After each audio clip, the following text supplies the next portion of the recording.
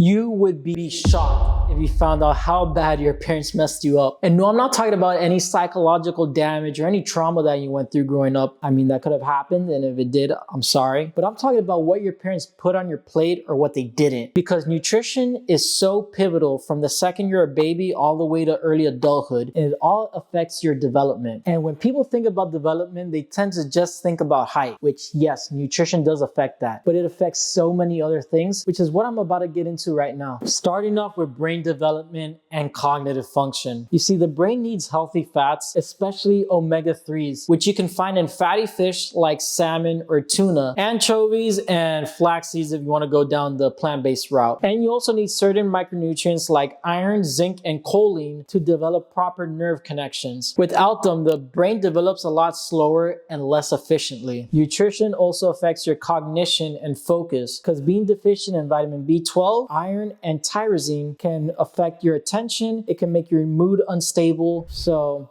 before giving your child Adderall or thinking that they have ADHD, try to help with their nutrition first. And many studies conclude that undernutrition or being malnourished affects IQ scores as well. So if you want your child to have good academic success, make sure you're feeding them adequate nutrients. Malnutrition and undernutrition has also been linked to lower IQ. So if you want your child to perform well in school, feed them properly. Now let's talk about height and muscular development. So nutrients like protein, zinc, calcium, and vitamin D are all essential for growing healthy bones and promoting bone elongation or height. Deficiencies in either protein, calcium, or vitamin D can all lead to stunted growth, which is obviously something you don't want nowadays. And especially if you're not getting enough food or amino acids, the muscles in the body literally cannot even develop. And in terms of muscular development, if your child is not getting enough amino acids or enough calories in general, they literally do not have the building blocks to be able to build any muscle, even if their growth hormone is okay. And dietary cholesterol and healthy fats are also very essential for hormones. So the production of testosterone and estrogen,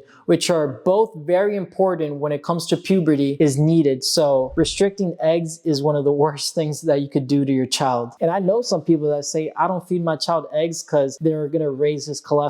So dietary cholesterol does not raise serum cholesterol or cholesterol in your blood. And studies have showed that teens that have had low dietary fat or protein growing up have had delayed puberty, even though their activity levels are normal. Now let's talk about hormones and metabolism. And when we think about metabolism, we mainly have to think about the thyroid. And if you're deficient in selenium, iodine, or zinc, this can lead to poor thyroid health, leading to a poor metabolism and feeling sluggish throughout the day. Also, if you feed your kid a diet high in sugar, this can throw off his insulin sensitivity, leading to pre-diabetes or even type 2 diabetes. In early childhood, you're exposing them to the risk down the line as well. And if your child is obese, this alters your child's hormones as well, because your child will have increased aromatase. And on the other token, if you underfeed your child, this can cause amenorrhea in females or the loss of your period. And we briefly touched on this, but nutrition has a pivotal role in your skeletal and your bone health as well. Nutrients like calcium, vitamin K, vitamin D, and magnesium all play a crucial part in bone density. When you're in your late teens, transitioning to early adulthood, once your growth plates close, it's too late.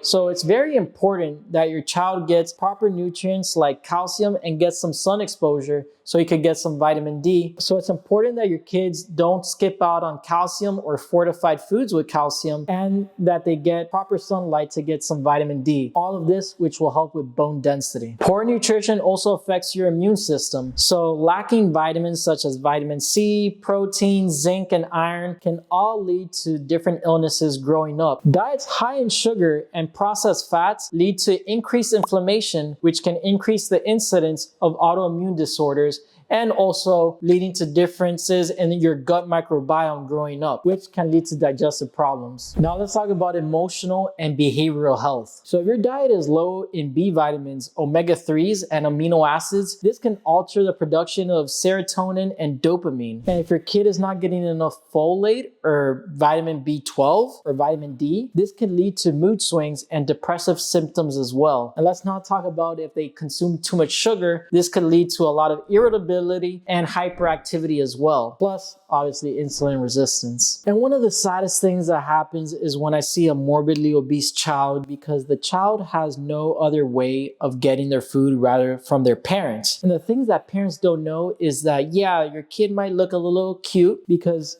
their cheeks are all cute and chubby. But the thing is, as a child, when you develop a lot of fat cells are permanent. You can't get rid of fat cells. They just shrink. So yes, your kid could lose the weight over time, but he's still gonna have those remaining fat cells which alter your hormones such as ghrelin or leptin. And ghrelin is the hormone that tells you that you're hungry, and leptin is the hormone that tells you that you're full. And this could also lead to mental issues because, let's be honest, kids are pretty mean. When your child is in elementary or in middle school at a very high body weight, you best believe he's going to get bullied. So this is why I personally think that when you have a morbidly obese child, it's kind of a form of child abuse. And among dietitians, I know that's very controversial to say, but I've seen people go to jail for feeding their kid a vegan diet, and that is filed under child abuse.